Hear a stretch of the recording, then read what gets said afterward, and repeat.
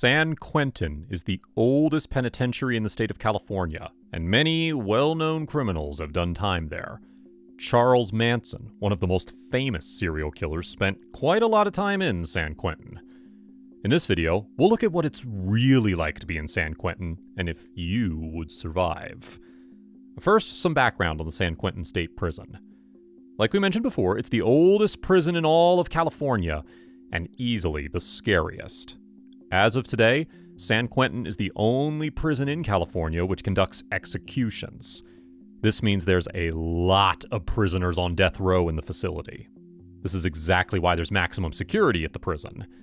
Even though back in the 1900s, the prison used to be for men and women both, now it's only for men. San Quentin is near the Bay Area in San Francisco and has a pretty insane history.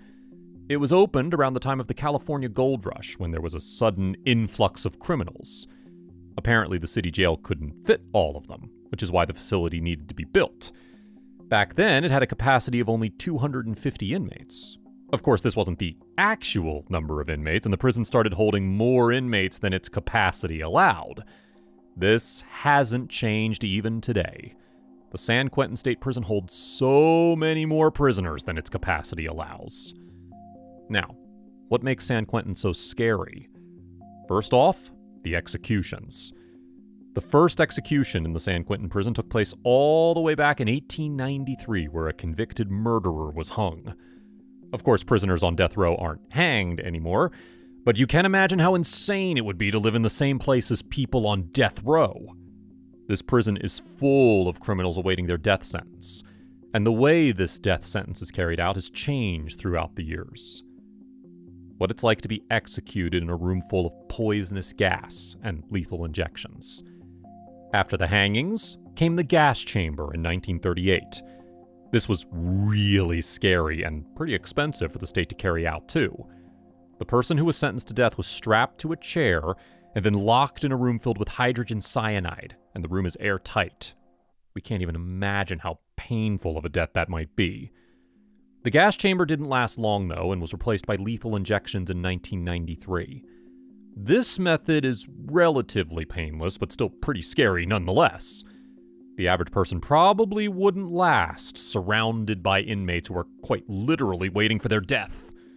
Most of the people in these prisons are hardened criminals who've seen it all. Next, the inmates.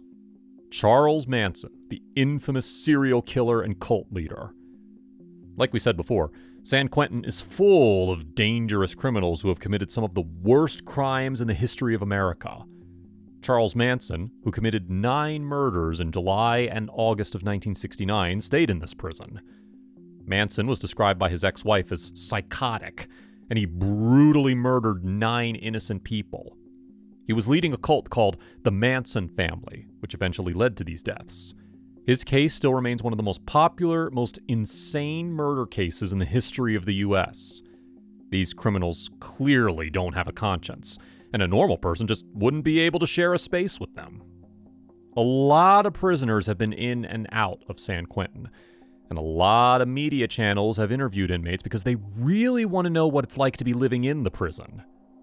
One of the main parts of the prison is a gymnasium.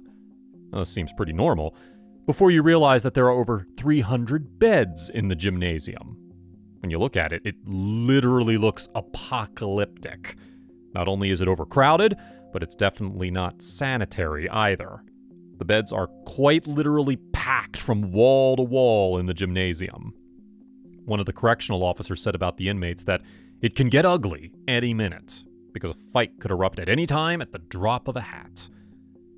The gymnasium isn't the only place that's crowded, though. Overcrowding has been a pretty big issue at San Quentin, and the only reason the inmates have beds in the gymnasium is because they don't have anywhere else to go. Let's look at the kind of problems this could cause for the inmates. Racial tensions. The USA is still pretty divided in terms of race, and it looks like this division only grows in prison, especially at San Quentin. One of the inmates said there's nothing but racism in the prison. Even the toilets and the showers are segregated, separate. One for black, one for whites, in his own words.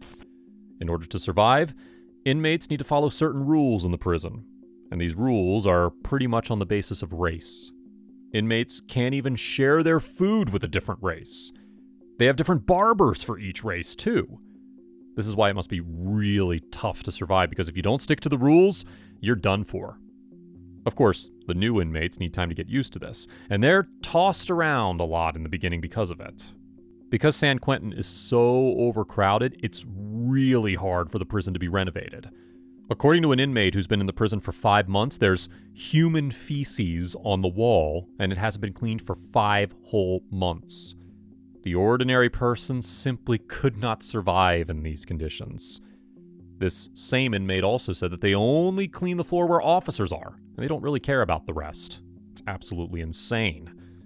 Every other inmate has a similar opinion. Mike Johnson says that he was given a 4-foot, one-person cell, but it now has 2 people. This isn't just uncomfortable, but also extremely unhygienic and just wrong.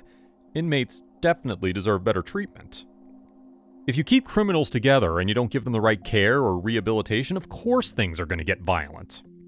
It looks like this is the case for San Quentin, too, where violence has been increasing day by day. Sometimes new inmates find it hard to find a decent place to sleep because of all the divisions within the prison. One supervisor, known as Sergeant Lee, has this special duty to make sure the inmates can sleep peacefully in the beginning. If they put a new inmate of a different race into a certain bunk, then the other inmates of a different race all have to move somewhere else. We can only imagine the kind of unrest that exists inside of San Quentin. If the sergeant doesn't move people around, inmates would probably beat each other up. If you were to put yourself in the position of a new inmate, San Quentin would literally be a nightmare, especially because you have no idea how the place works. Even though jail isn't known for being comfortable, we'd imagine that at least the inmates would be rehabilitated to an extent. Unfortunately, that's not true for the people at San Quentin. Being there is a whole other traumatic experience, and these men have very little education and barely any stable family or relationships.